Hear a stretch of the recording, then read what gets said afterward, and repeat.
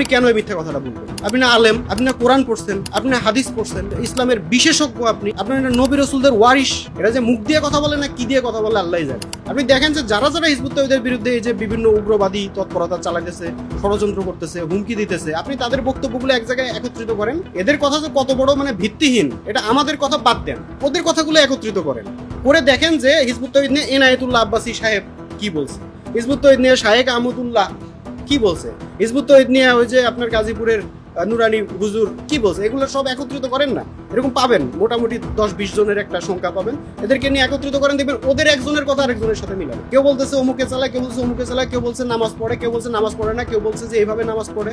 তো এই যে ব্যক্তিটা বললো যে নামাজ পড়ে না, আবার আরেক হুজুর এসে কইলো যে 2 ওয়াক্ত পড়ে, আরেক হুজুর এসে কইলো যে এরা নামাজ পড়ে মিলিটারির মতো, আরেক হুজুর এসে কয় যে এরা নামাজ রোজাকে পড়া লাগবে না, এদের এমনি জান্নাতে চলে যাবে, নামাজ রোজা পড়া লাগবে না। মিললো কথা?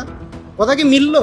তাহলে আসলে ওদের কথা দিয়ে ওদের কথাই যে ভিত্তিহীন, এরা যে মুখ দিয়ে কথা বলে না কি দিয়ে কথা বলে আল্লাহই জানে। তো আসলে এই যে এদের ব্যাপারে আমাদের সাধারণ মানুষের প্রতি আমাদের একটাই কথা, আমরা বলতে চাই যে ভাই, আল্লাহ পবিত্র কোরআনে যেটা বলছেন আমার কথাও নিতে হবে না, ওই হুজুরের কথাও নিতে হবে না, কারো কথা নেওয়ার দরকার নেই। আপনি পবিত্র কোরআনে আল্লাহ যেটা বলছেন সেটা করেন। পবিত্র কোরআনে গুজব হারাম, পবিত্র কোরআনে স্পষ্ট যে একদম অনুমান নির্ভর কোনো কথা বলা একদম নিষিদ্ধ, আন্দাজে কোনো কথা বলা হারাম, যে ব্যাপারে কোনো তথ্য নাই প্রমাণ নাই সে ব্যাপারে কথা বলা হারাম, একদম পরিষ্কার। কারো উপরে মিথ্যা অপবাদ দেওয়া একদম ইসলামী বিধানে, ইসলামী শরীয়তের বিধানে দণ্ডনীয় অপরাধ। তাহলে এই জিনিসগুলো এটা আল্লাহর হুকুম ভাই, এটা আল্লাহর হুকুম। আপনি হিজবুত তাওহীদের সাথে আপনার হাজারো বিষয়ে দ্বিমত থাকতে পারে, এরকম দ্বিমত আরো অন্যান্য অর্গানাইজেশনের মধ্যে পারস্পরিক দ্বিমত আছে, কিন্তু আল্লাহর হুকুম আপনি লঙ্ঘন করতে পারেন?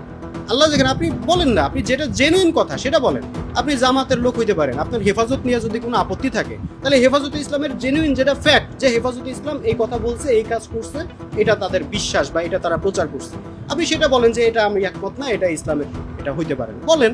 আপনি হেফাজতে ইসলাম, আপনার যদি জামাত নিয়ে কোনো আপত্তি থাকে, জামাতের কোনো বক্তব্য, কোনো কার্যক্রম, কোনো ঘটনা, কোনো কিছু, আপনি সেই ফ্যাক্ট মূল কথাটা আপনি তুলে ধরে বলেন এটার সাথে আমি একমত না, আমি এটার সাথে দ্বিমত। কেন দ্বিমত? আপনি গঠনমূলক উপায়ে বলেন, আপনি সমালোচনা করেন, কোনো অসুবিধা আছে? একইভাবে হিজবুত তাওহীদ নিয়ে যদি আপনার কারো কোনো যদি দ্বিমত থাকে, আপনি বলেন হিজবুত তাওহীদের ব্যাপারে, হিজবুত তাওহীদ যে এই কথা বলছে এই ব্যাপারে এই কথাটা ভুল, আপনি সমালোচনা করেন, কোনো অসুবিধা আছে? কোনো অসুবিধা নাই। কিন্তু যেটার ব্যাপারে আপনি প্রমাণ দিতে পারবেন না, যেটা ডাহা মিথ্যা কথা, আপনি কেন এই মিথ্যা কথাটা বলবেন? আপনি না আলেম, আপনি না কোরআন পড়ছেন, আপনি না হাদিস পড়ছেন, আপনি যে ইসলামের বিশেষজ্ঞ, আপনার নবী রাসূলদের ওয়ারিশ, তাহলে আপনার কথার মধ্যে তো সেটা পাইলাম না। আল্লাহ যেটা বলছে আন্দাজে কথা বলতেন না, প্রমাণ পাইতেন, সেই প্রমাণের ভিত্তিতে কথা বলতেন।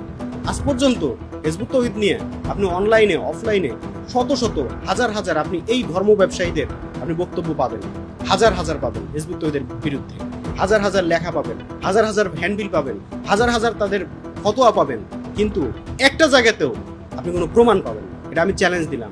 প্রমাণ ছাড়া পুরো বিষয়টায়, পুরো প্রোপাগান্ডা তারা চালাচ্ছে হিজবুত তাওহীদের ব্যাপারে, পুরোটা আন্দাজে, অনুমান নির্ভর, কোনো প্রমাণ নাই। হিজবুত তাওহীদ যে কথা বলে না সেটা হিজবুত তাওহীদের নামে চালাই দিতেছে।